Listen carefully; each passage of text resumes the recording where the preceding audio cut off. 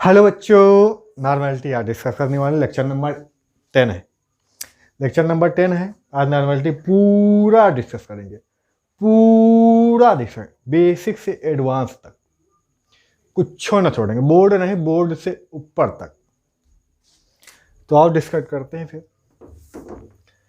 आज डिस्कस करने वाले नॉर्मलिटी। क्या डिस्कस करने वाले? नॉर्मलता।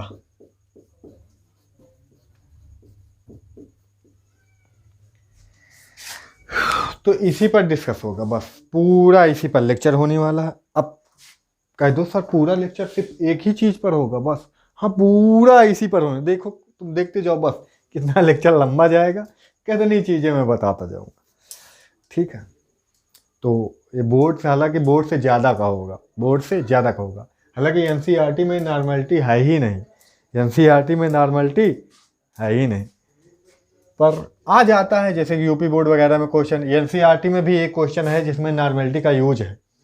एनसीईआरटी में मैंने देखा था एक क्वेश्चन है जिसमें नॉर्मलिटी का यूज है, तो वहाँ पे इसके फंडे लगेंगे। तो मालूम ना होगा तो पढ़ना जरूरी हो जाता है।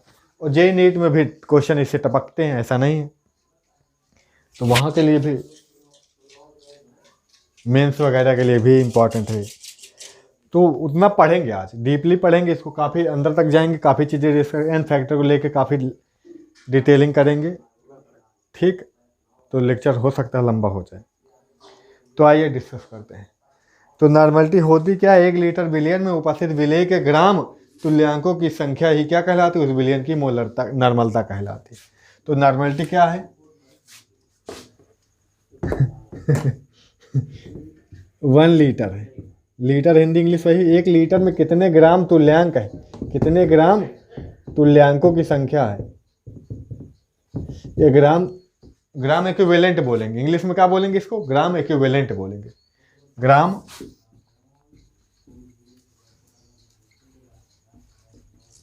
इक्विवेलेंट बोलेंगे।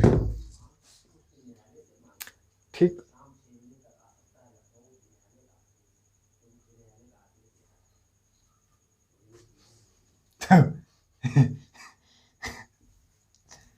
तो ग्राम इक्विवेलेंट बोलते हैं। अब तो फार्मूला क्या, इसे कैपिटल एन से डिनोट करते, कैपिटल एन इक्वल टू क्या बोलते हैं? Number of gram, sorry, number of gram equivalent.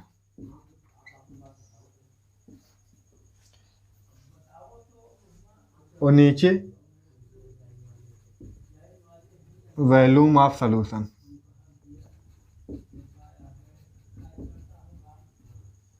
In litre. ठीक है, इसको हिंदी में बोलेंगे ग्राम तुल्यांक की संख्या। ग्राम तुल्यांक की संख्या बटे बिलियन का आयतन। ये क्या है? बिलियन का आयतन।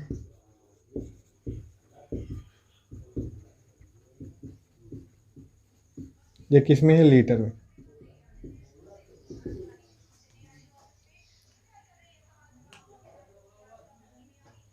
क्लियर है इतना? यही होती है जानकारी।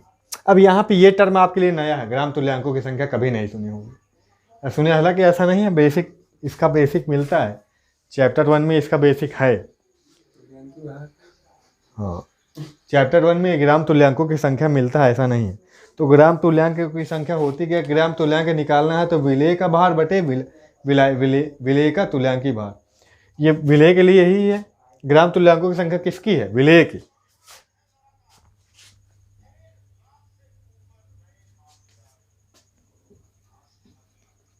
विलेय के ग्राम तुल्यांकों की संख्या याद रखिएगा।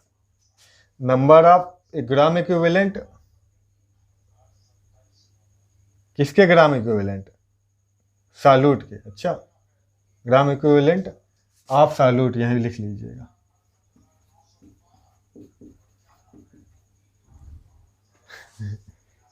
यही होती जागरूकता, यही होती जानकारी, यही होती पढ़े लिखे के साथ बैठना, यही होता है। क्या और का भाई?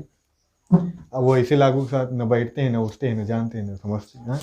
वो बंदा है, वो जाता हो नौकरी करने वाले के साथ बैठता है, उठता है उनके साथ, है ना, जागरूक है, जानता है ये सब चीज़ें, न्यूज व्यूज से अपडेट रहता है, चीज़ें समझता है, मोबाइल चलाता है, स्मार्टफोन। ठीक है, तो सैल्यूट का निकालना है,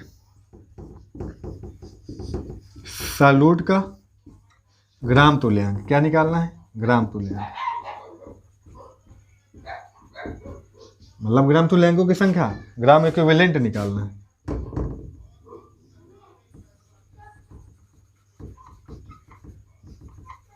ग्राम इक्विवेलेंट क्या होगा, यहाँ पे इक्वेशन जैसा लग रहा है, इक्विवेलेंट है ये। ठीक है, अब समझ में आएगा। तो क्या हो जाएगा, विलेय का भार, विलेय का भार तो विलेय का तुल्यांकी भार, नीचे विलेय का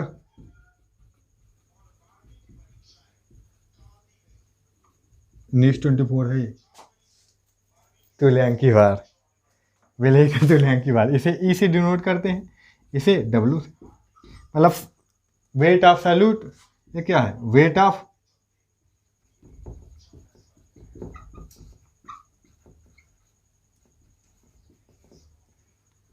तुल्यांकी भार, मतलब इक्विवेलेंट मास या वेट, इक्विवेलेंट वेट बोलेंगे, EQM बोल देंगे इसको।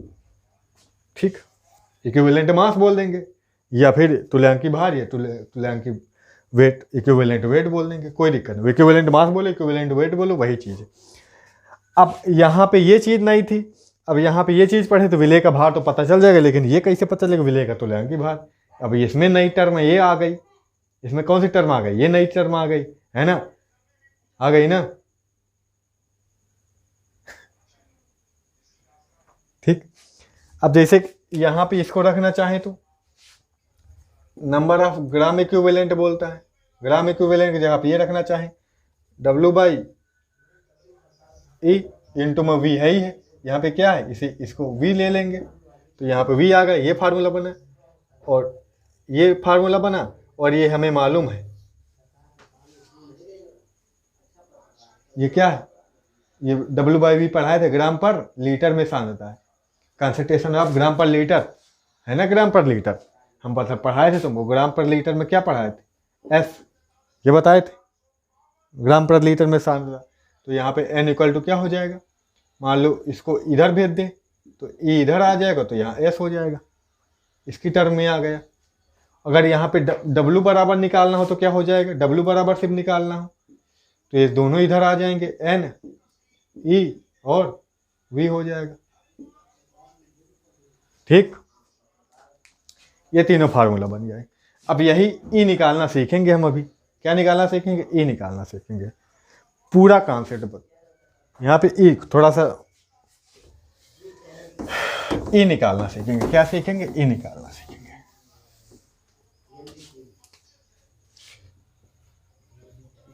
इक्विवेलेंट मास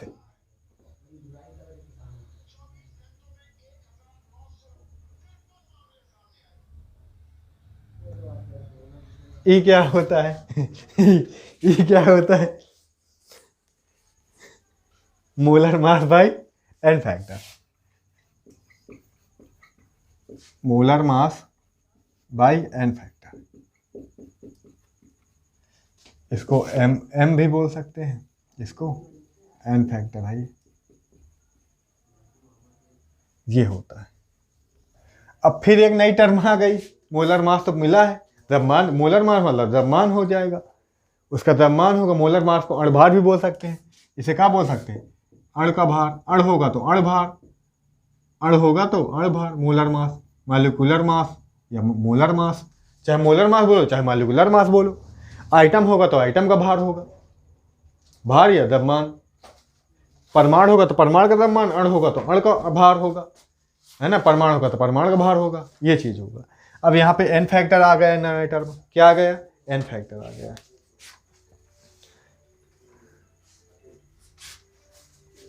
क्या आ गया प्यारे, एन फैक्टर है।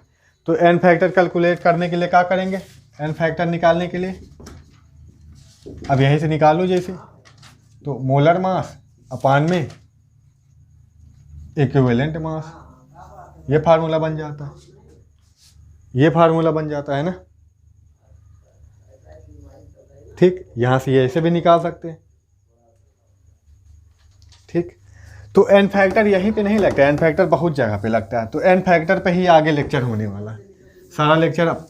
जैसे कि एन फैक्टर मिला तो आपको इक्विवेलेंट मास मिल जाएगा, और इक्विवेलेंट मास मिल गया तो आप तुल्यांकी भार एन फैक्टर मिला तो आप तुल्यांकी भार निकाल सकते हैं, है ना। इसे क्या बोलेंगे, इक्विवेलेंट मास को तुल्यांकी भार।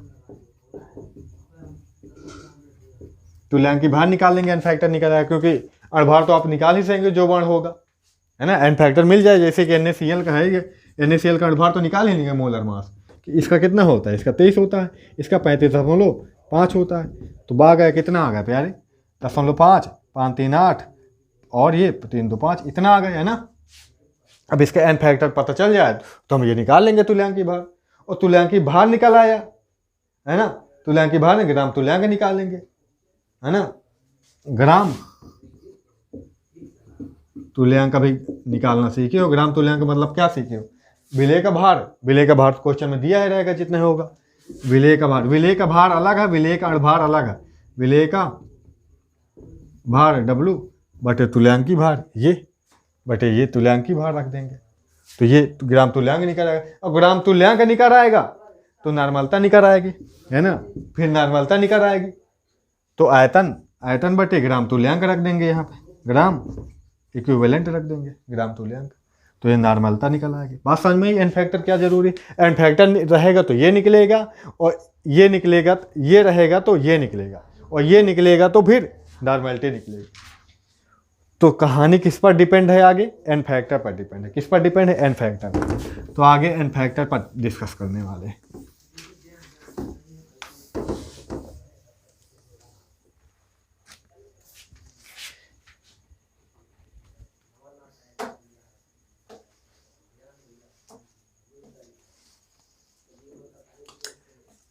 और एक चीज और, इक्विवेलेंट निकालने के लिए, इक्विवेलेंट तुल्यांक निकालने के लिए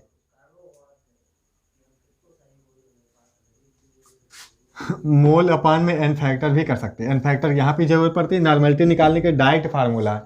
अगर मोलारिटी में एन फैक्टर का क्या कर दें, मल्टीप्लाई कर दें, तो भी नॉर्मलिटी निकल आती है।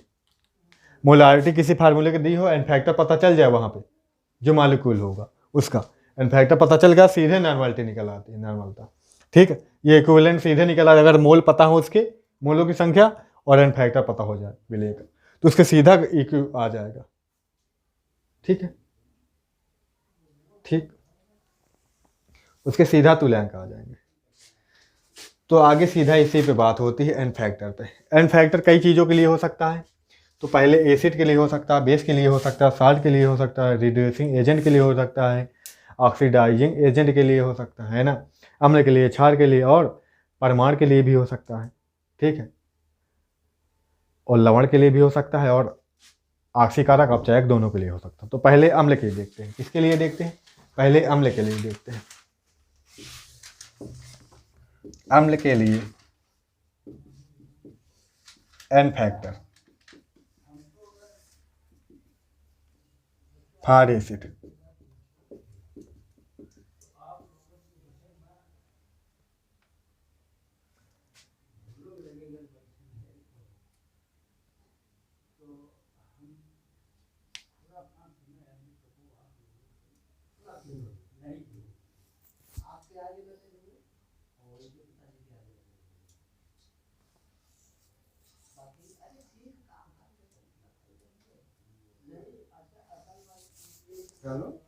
हाँ, फॉर एसिड के लिए क्या होगा, एन फैक्टर। तो जो एसिडिटी होगी, जो अम्लता होगी, वही इसका होगा। जो अम्ल की अम्लता होगी वही उसका क्या होगा, एन फैक्टर होगा। और एन फैक्टर को किसी किसी बुक में क्या वैलेंसी लिख देते, सीधा सीधा संयोजकता लिख देते, वैलेंसी, संयोजकता। तो अम्ल के लिए संयोजकता क्या होगी, जो अम्लता होगी वही होगी। अम्ल क्या करेगा, H+ देगा, जितने H+ देगा जो, वही उसका क्या होगी, एन फैक्टर उसके लिए होगा, है ना। चलो एग्जाम्पल द्वारा समझते हैं।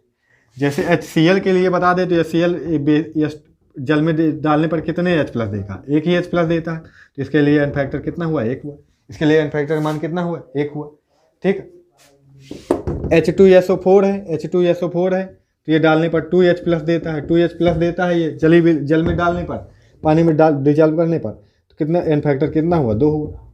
ये कभी कभी एक भी दे देता है, लेकिन मोस्टली हम ज़्यादातर क्या मान के चलते हैं, 2 ही मान के चलते हैं, ठीक है। कभी कभी एक देगा तो एक होगा, कभी क्योंकि ऐसे भी टूट जाता है, H प्लस और HSO4 माइनस में भी टूट जाता है, तो इसकी यहाँ पे एन फैक्टर क्या हो जाएगा, 1 हो जाएगा। लेकिन सोल्यूशन चैप्टर में तुमको 2 ही लेके चलना है, ठीक है, ये लेके नहीं चलना है, ठीक है। और इनके देख लो, H3PO4 H3PO3 H3PO2, यहाँ पे एन फैक्टर इसका कितना होता है, एन फैक्टर इसके लिए 3 होता है, इसके लिए एन फैक्टर 2 होता है, एन फैक्टर इसके लिए 1 होता है। ऐसा क्यों है, देखो यहाँ पे P है, इसके साथ डबल बॉन्ड से O जुड़ा होता है, इसके साथ 3 ऑक्सीजन जुड़े होते हैं और इनके साथ हाइड्रोजन जुड़ा होता है, तो इसे पानी में डालना जाता है। देखो अगर सीधे P के साथ हाइड्रोजन जुड़ा है तो उसे तोड़ना मुश्किल होता है, उसे तोड़ना आसान नहीं है, लेकिन ऑक्सीजन के साथ जुड़ा है तो आसानी से टूट जाता है, आसानी से टूट जाता है। तो ऐसी बात है, इलेक्ट्रोनेगेटिविटी O की ज़्यादा होती है, तो खींच लेता है इलेक्ट्रॉन, H प्लस के रूप में निकल जाता है, तो ये भी टूट जाएगा, ये भी टूट जाएगा, ये भी टूट जाएगा, तो इसलिए इसकी क्या हो गई, 3 H प्लस देगा, ये 3 हो गए एन फैक्टर। ये कितना देता है, इसके पास कितने हैं, P है, एक O जुड़ा है ऐसे, एक O जुड़ा है ऐसे, एक O जुड़ा है ऐसे, ठीक। एक ऑक्सीजन हाइड्रोजन इसके साथ, एक हाइड्रोजन इसके साथ, एक हाइड्रोजन किसके साथ होता है, डायरेक्ट P के साथ होता है, तो इसे पानी में डालने पर सिर्फ ये निकलता है, ये निकलता है, ये नहीं निकलता है, तो यहाँ पे एन फैक्टर कितना आता है, सिर्फ 2 ही H प्लस देता है, तो 2 होता है। इसी तरह से यहाँ पे है P है, डबल बॉन्ड से ये ऑक्सीजन है, एक ऑक्सीजन ये है, इसके साथ एक H जुड़ा है और 2 हाइड्रोजन सीधे डायरेक्ट P के साथ जुड़े हैं, तो डायरेक्ट वाले P के साथ जो जुड़े हैं वो नहीं टूटेंगे, ये निकलेगा सिर्फ H प्लस के रूप में, इसलिए एन फैक्टर कितना होता है, 1 होता है इसके लिए। इतना क्लियर है एन फैक्टर।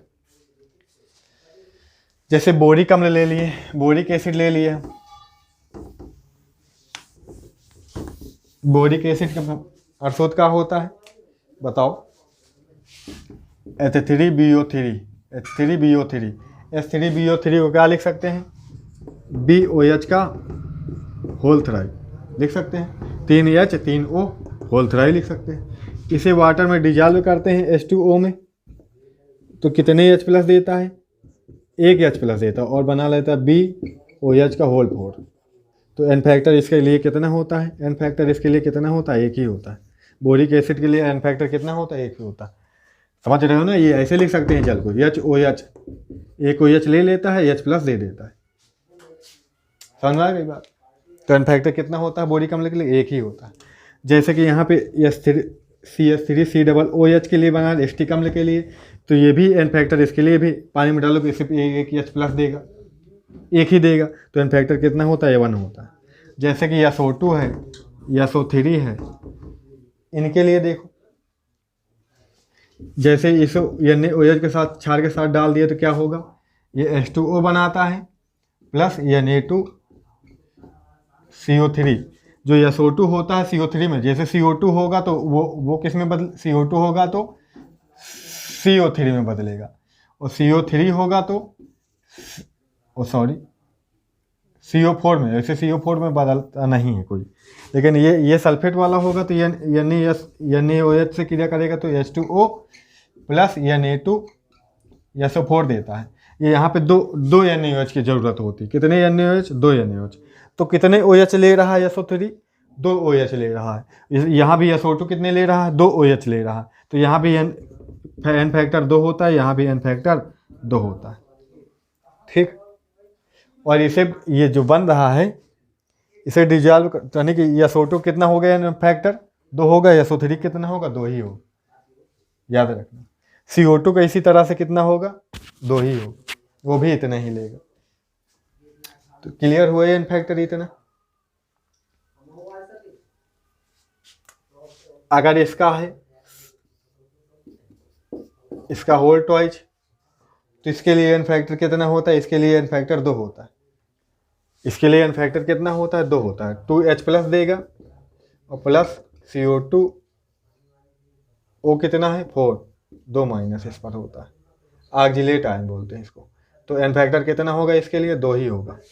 क्योंकि 2 प्लस H प्लस दे रहा है ना। तो ये था एसिड के लिए, ये था किसके लिए एन फैक्टर, एसिड के लिए। हम आपसे डिस्कस कर रहे हैं एन फैक्टर। एन फैक्टर क्यों डिस्कस कर रहे हैं, क्योंकि ये लगता है नॉर्मेलिटी में, और भी बहुत जगह लग जाता है।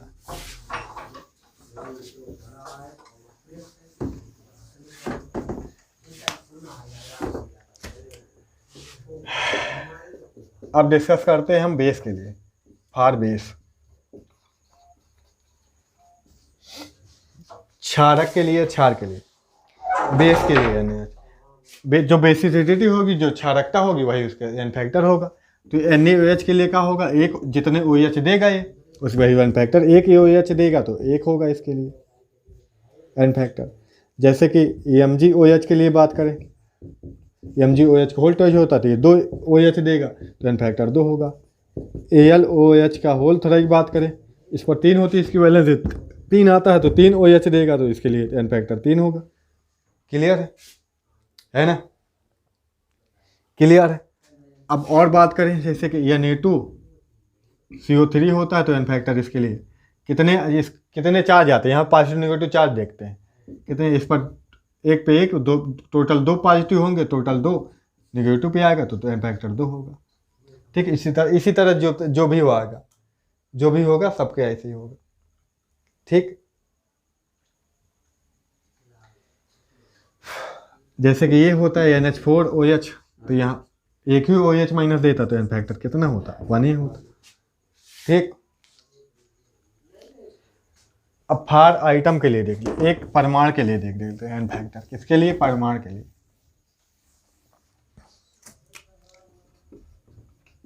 परमाणु आइटम के लिए देख लेते हैं। तो आइटम की जितनी वैलेंसी होगी वही उसकी क्या होगा, एन फैक्टर होगा, है ना। जैसे ग्रुप नंबर फर्स्ट वाले एलिमेंट है आवर सारे में, ग्रुप नंबर प्रथम के, उनके संयोजकता एक होती तो उनके क्या होगा, एक होगा, उनके एन फैक्टर क्या होगा, एक होगा। जैसे सोडियम है, लिथियम है, सोडियम है, पोटेशियम है, रुबिडियम है, सीजियम है, ये सब आगे। ठीक है, ये सब के एन फैक्टर कितने हो, ग्रुप नंबर 1 वाले हैं तो एन फैक्टर कितना होगा, एक ही होगा। ग्रुप नंबर 2 वाले हैं, बेरियम है, मैग्नीशियम, कैल्शियम, सीरियम, बेरियम, ये सब कितने हो गए, एन फैक्टर 2 होगा, है ना।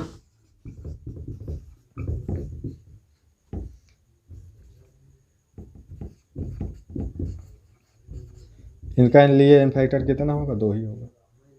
ठीक, डी ब्लॉक में थोड़ा सा वो है, डी ब्लॉक में अलग अलग होते हैं तो डी ब्लॉक के लिए अलग हो जाएगा। जैसे CU के लिए बता दो, CU के लिए एन फैक्टर कभी कभी 1 भी मिल जाएगा, कभी कभी एन फैक्टर तुमको 2 भी मिल जाएगा। ZN के लिए तो हमेशा एन फैक्टर 2 ही मिलेगा, है ना। EF कभी कभी 2 प्लस में है तो यहाँ पे कटायन एनायन में जितना चार्ज होगा उस पर उतना ही होगा। जैसे प्लस के रूप में है, प्लस के रूप में तो इसका एन फैक्टर 2 ही होगा, एन फैक्टर कितना होगा, 2 ही होगा। 3 के रूप में है, धनायन ऋणायन में जितना पॉजिटिव नेगेटिव, धनायन में जितना पॉजिटिव होगा, यानी कटायन में जितना पॉजिटिव होगा उतना वही एन फैक्टर होगा, और जितना नेगेटिव होगा, अब कोई पूछ ले SO4 2 माइनस में कितने एन फैक्टर है, तो इसका एन फैक्टर सीधा सीधा है, 2 ही होगा। CO3 है, इसमें 2 माइनस है तो इसका एन फैक्टर क्या होगा, 2 ही होगा। इसके लिए या फिर 3 प्लस के लिए क्या होगा, एन फैक्टर 3 ही होगा, है ना, धनायन ऋणायन के लिए, याद रखिएगा। अब ग्रुप, जैसे ग्रुप नंबर 13 वाले हैं, ग्रुप नंबर 13 में कोई एलिमेंट है ना, इसके लिए एन फैक्टर कितना हो, इनकी संयोजकता 3 होती तो एन फैक्टर 3 होगा। ग्रुप नंबर 14 वाले हैं तो इसके लिए एन फैक्टर कितना होगा, 4 होती, संयोजकता 4 होती तो। अब ग्रुप नंबर 15 वाले हैं तो इसकी संयोजकता कितनी होती, 3 होती तो इसके एन फैक्टर कितना होगा, 3 होगा। कितना होगा, 3 होगा, है ना।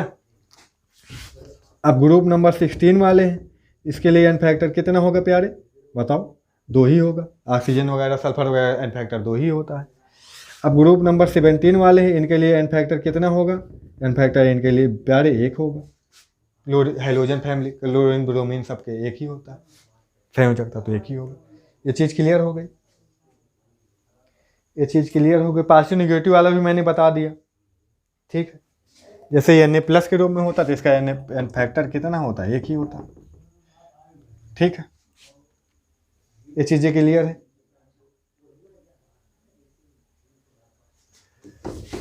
चलो अब साल्ट के लिए देख लेते हैं, लवणों के लिए एन फैक्टर के मान क्या क्या हो।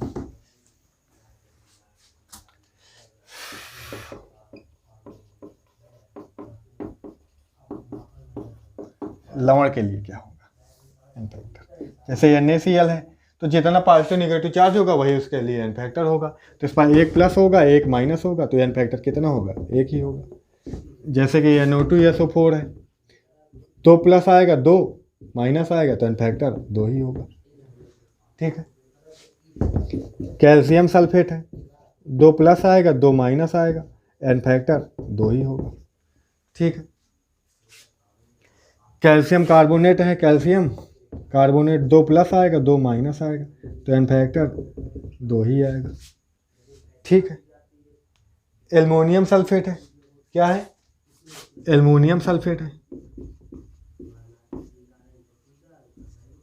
एल्युमिनियम सल्फेट पे यहाँ पे कितना पॉजिटिव है, यहाँ पे कितना नेगेटिव है, बताओ। यहाँ पे देखें तो इसके लिए 1 पे 3 होता है, 1 पे 3 होता है, लेकिन 2 है तो प्लस का 6 है। और यहाँ पे कितना है, 1 पे 2 होता, 3 है तो माइनस का 6 है। तो इसके लिए एन फैक्टर कितना होगा, एन फैक्टर यहाँ पे 6 होगा। इसके लिए कितना होगा, एन फैक्टर 6 होगा। क्लियर है,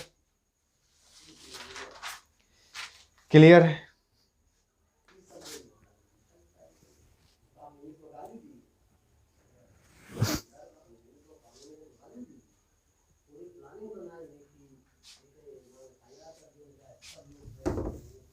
चलो अब देख लेते हैं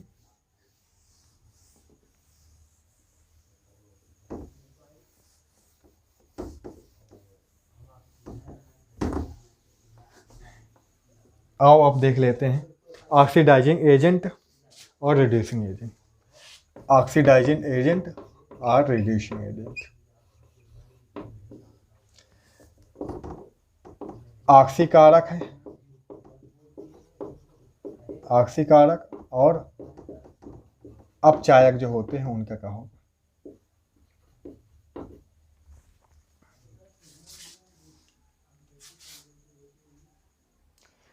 तो एन फैक्टर इनका वही होगा जो टोटल नंबर इन चेंज क्या होगा, ऑक्सीडाइजिंग एजेंट या मॉलिक्यूल में जितना चेंज आएगा इनके जो ऑक्सीडेशन नंबर में क्या आएगा, चेंज आएगा, वही क्या होगा, ऑक्सीडेशन नंबर या ऑक्सीडेशन स्टेट में जो चेंज आएगा वही उसका क्या होगा, ये होगा। जैसे KMnO4 ले लेते हैं, किसी रिएक्शन में KMnO4 यहाँ पे देखेंगे तो एक ऑक्सीजन का होता है -2, 4 ऑक्सीजन का -8 और एक पोटेशियम का +1, तो -8 + 1 हो जाएगा कितना, -7 इक्वल टू को उधर भेजेंगे बराबर के इधर तो प्लस का आ जाएगा 7। तो यहाँ पे है +7, यहाँ पे क्या है प्यारे, +7। और मान लो ये बदल रहा है K2 MnO4 में, तो यहाँ पे हो यहाँ के ऑक्सीडेशन नंबर बदल जाएगा। यहाँ पे -8 प्लस का 2 यानी कि आ गया प्लस का 6 और यहाँ पे हो गया क्या, प्लस का 6। यहाँ पे हो गया क्या, प्लस का 6। बताओ कितना चेंज आ रहा है, चेंज 1 का आ रहा है, माइनस के साथ प्लस का 1 हो रहा है तो चेंज जितना आएगा उतना होगा उसका एन फैक्टर। 1 का चेंज आ रहा है तो एन फैक्टर 1 हो जाएगा। ठीक।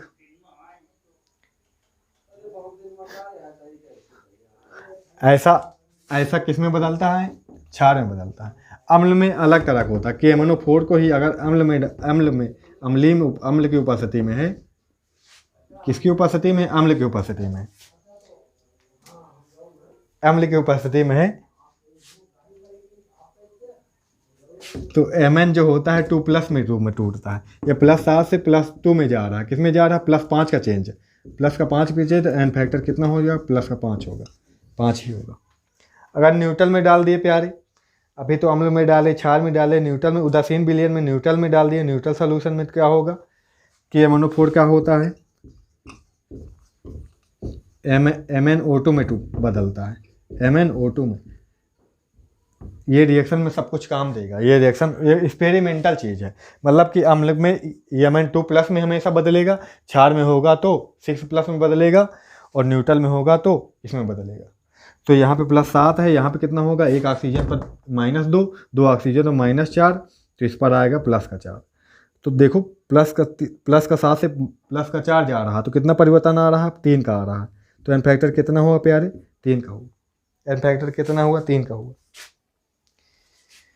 क्लियर है, क्लियर है। जैसे कि A2Cr2O7 डाल दे, A2Cr2O7 पोटेशियम डाइक्रोमेट O7 है, अम्ल में डाल दे तो Cr3 प्लस देता है। कितना देता है, Cr3 प्लस। यहाँ पे ऑक्सीडाइजिंग एजेंट कुछ और है, यहाँ पे कुछ और है। यहाँ पे प्लस का 3 है, तो यहाँ पे देखो ये कितना है, यहाँ पे कितना आएगा, 7 दूनी 14 और 2 प्लस का 12 आएगा, प्लस का 12 आएगा। एक पे प्लस कितना आएगा, प्लस का 12 आएगा। किस पर आएगा, दोनों का आएगा मिला के प्लस का 12। तो एक Cr का कितना होगा, प्लस का 6 होगा। एक Cr कितना होगा, प्लस का 6, प्लस का 6। लेकिन इधर भी कितने Cr बनेंगे, 2 के हिसाब से कितना होगा, प्लस का 6। इधर कितना है, 12, दोनों का मिला के 12 है, इधर दोनों को मिला के 6 आ रहा। तो कितना चेंज आ रहा है, 12 से 6 जा रहा है। तो एन फैक्टर कितना होगा, एन फैक्टर कितना होगा प्यारे, एन फैक्टर 6 ही होगा, प्लस का 6। यहाँ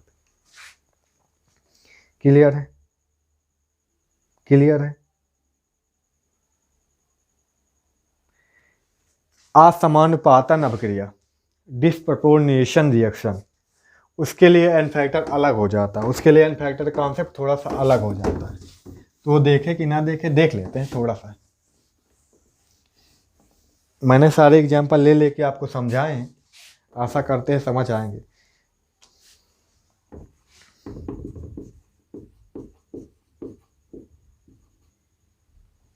डिस्प्रपोर्शनेशन रिएक्शन,